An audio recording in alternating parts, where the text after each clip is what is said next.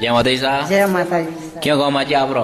आप मरी करे ये शादी नाम लगावो। अच्छा सादड़ी बता रहे आप कोई तकलीफ थी?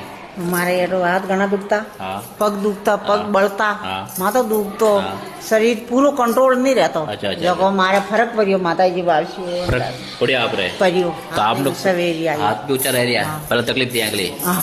तो आपने कौन किया माता दरवाजा आओ तैयार है? मैं तो होमड़े ना आया।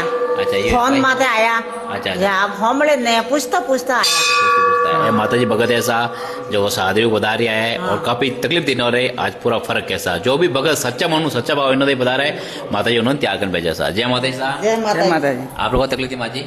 मारे वो ये कमर ने वो पग दुखतो अच्छा कारणનો हाँ आटा है भाई कितना फर्क है? फरक है फर्क है आप लोग कौन क्यों जाओ तैयार करें? मैं ये मैं हाथ हाथ ये जब मैं हाथ सही जा एक ही गांव ऐसा बिलावास माता जी दरबार पधार रहा है और आज माता जी ने त्याग किया है जो भी सच्चा मनु सच्चा भाव इन्होंने आवारा माता जी त्याग कर भेजा रहा आवणो पहला एक बार फोन करना आवणो नंबर वीडियो में दिवड़ा है फोन लगाऊं टाइमिंग एक 10 वो लगाना है शाम 5 बजे तक तो आप फोन उठा दे रहा और नाम लिख दे रहा सा जय बुढ़ाई माता की जय हो। जय माता जी सा।